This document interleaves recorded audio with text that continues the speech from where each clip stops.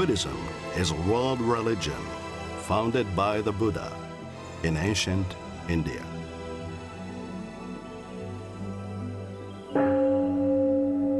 Buddhists seek wisdom, meaning, inner peace, and freedom from greed, hatred, and ignorance.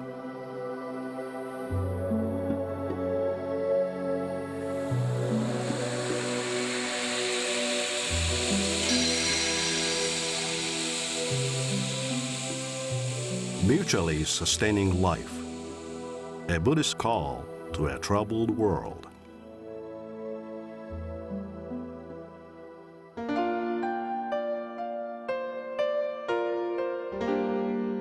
In Buddhism, suffering refers to a condition where one is restrained and without freedom.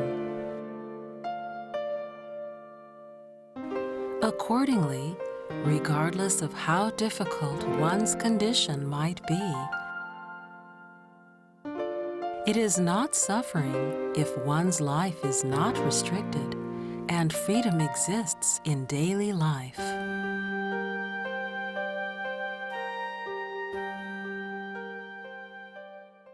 It's great to have you join us as we take a final look at the topic of the first mark of existence.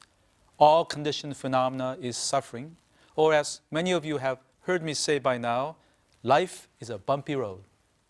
In previous shows, we looked at the various kinds of suffering and stressed the need for us to face up to them. Last week as well, we learned some meditative techniques for dealing with our suffering. Today, I would like to continue with this positive approach to the issue of suffering.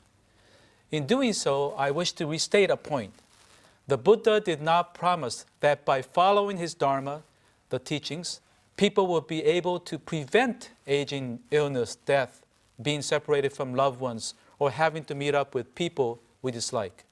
These conditions that lead to suffering are simply a part of life. In life, they just happen. We can't avoid experiencing them. However, what we can control is how we respond to them. We can respond either by suffering or not by suffering. This is another way of expressing, once again, one of my favorite phrases: difficulties are inevitable, but suffering is optional.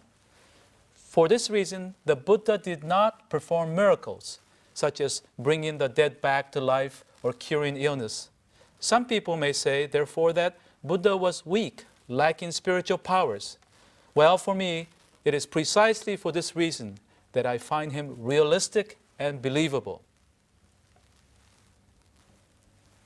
Given this position that the Dharma, the teachings, helps us to determine how we respond to difficulties, we all have the potential to turn our experiences of suffering into a resource for living more deeply and for experiencing life closer to how life truly is. The potential to do so is supported in a Buddhist metaphor known as one water and four views. Well, let's say there is water like this. This water would appear differently to those at four different levels of spiritual development. A hungry ghost, who is the least developed among them, would see the water as pus and phlegm, certainly not something to be desired. A fish would see the water as an abode, a place to live. For a human being, the water is a drink, something to satisfy bodily needs. And for a heavenly being, viewing from the highest spiritual level, the water appears as a pond filled with shimmering jewels. The heavenly beings are not yet fully awakened, like bodhisattvas or Buddhas, but are highest spiritually among the four, higher than human beings.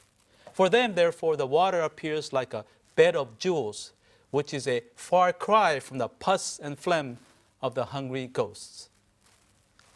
In real life, aren't there such differences among the people we know? Some, like the hungry ghosts, are always taking a negative point of view and forever complaining about anything and everything.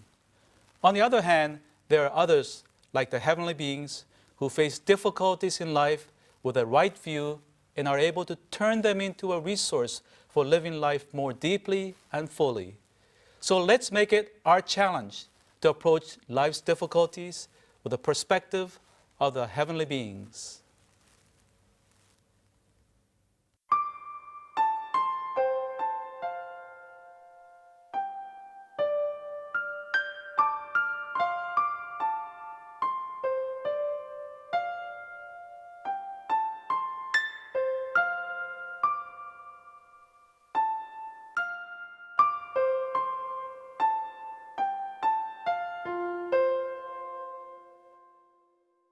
I wish to share with you the cases of two inspiring individuals whose lives brim with the water of a pond of shimmering jewels. The first example of someone who dealt with suffering to live deeply and with insight is Maury Schwartz, an inspirational person and the subject of the best-selling book published some years ago entitled Tuesdays with Maury, an old man, a young man, and life's greatest lesson. The book is mostly a conversation between a college professor and his former student named Mitch Albom, who is also the author of the book. Maury Schwartz is a college professor who learns that he has ALS, or Lou Gehrig's disease, leaving him with less than 1 year to live. Mitch had become a successful and busy newspaper sports columnist. He had not kept in touch with his professor as he once promised at his graduation some 15 years ago. Then one day, by chance, Mitch saw Maury on a nationally televised program. Maury had drawn attention for his acts and words of courage and inspiration in the face of fatal illness. For Mitch, here was one professor in college who had touched and inspired him. In learning of the professor's situation, Mitch felt compelled to go see him. Thereafter, the two of them decided to meet on a regular basis then on. In the course of their weekly Tuesday meetings, Maury shares his thoughts on many topics, including family, friends, and death. In the course of these discussions with Mitch, Maury, who is not a Buddhist, by the way, introduces some Buddhist ideas. One that is pertinent for our discussion has to do with its understanding of not becoming attached to things because all things are impermanent. Maury then goes on to explain that non-attachment does not mean to become indifferent or to avoid things out of fear or pain. Instead, Maury encourages one to immerse oneself in the fear, to experience the fear to its fullest. By doing so, we are better able to accept our illness or death, which then allows us to see things more clearly in a larger perspective and let go of the fear and pain. Consequently, Maury suggests, with a mental space provided by our act of stepping away, we would be in a better position to deal with our illness or death more effectively with openness, patience, and even humor. Maury stresses that this approach applies to other difficulties in life, such as feelings of loneliness or our inability to express our true feelings to our loved ones. He encourages us to turn on a faucet, wash yourself with the emotion. His expression may be somewhat unorthodox from the standpoint of traditional Buddhism. However, Maury, in my view, epitomizes the spirit of the first mark of existence of turning difficulties into a resource for living deeper and fuller lives. And Maury conveys this so well when he says to Mitch, but it's like I keep telling you, when you learn how to die, you learn how to live. Christine is another person who faced up to her encounter with suffering. She was a member of the Southern Alameda County Buddhist Church in Union City, California, where I spent a wonderful and memorable 3 years as the resident priest of that temple. When I met her, she struck me as an extremely lively and cheerful person. She had been confined to a wheelchair for at least 10 years as a result of a car accident in her late teens. Christine herself told me how the Buddhist teachings had helped her through the difficulties, and she truly had gone through some unbelievably tough times. One day I was told that Christine was suffering from a severe case of bed sores and that she would have to be confined to her bed for an entire year. I just couldn't imagine how she would feel being confined to her bed for 365 days. I immediately paid her a visit, armed with all the appropriate things to say to comfort her. As I entered her room, her cheerful demeanor surprised me. We chatted for a while about different things, including her condition and how she would spend that year in bed. As I said goodbye and was about to leave, Christine cheerfully said to me, "Sensei, don't worry about me. I'll be just fine. I have eyes so I can read books, watch TV, and gaze out onto the field and trees outside the window. I also have ears so I can listen to my favorite music and programs on the radio.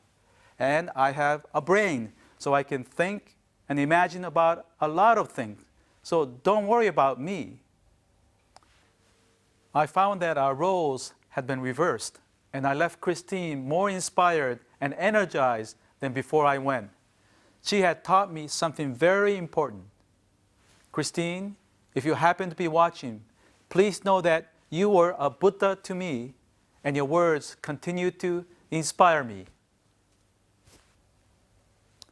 So we have Maury and Christine, two inspiring individuals who, despite their condition, were mentally and spiritually free and unrestrained. Both of these serve as shining examples that show us that difficulties do not automatically have to become suffering, as stated in today's scriptural passage. In Buddhism, suffering refers to a condition where one is restrained and without freedom. Accordingly, regardless of how difficult one's condition might be, it is not suffering if one's life is not restricted and freedom exists in daily life. Let us exercise our mental and spiritual freedom to consider the message of the first mark of existence and acknowledge that life is indeed a bumpy road. Next, we must face up to and transform these bumps along the road as a resource for living our lives more fully and deeply, with greater wisdom and compassion for ourselves and for others. In our next show, Venerable Su Manasara, a Buddhist monk, will rejoin us to share ritual chanting from the Theravada tradition. You'll find it melodic, soothing, and inspiring. Do join us. I'm sure you'll be glad you did.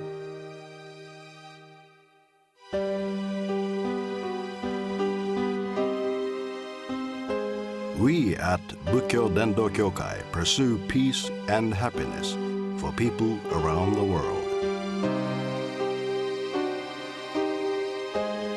We have published the Buddhist teachings into 41 languages and donated our publication to hotels and other facilities in 55 countries.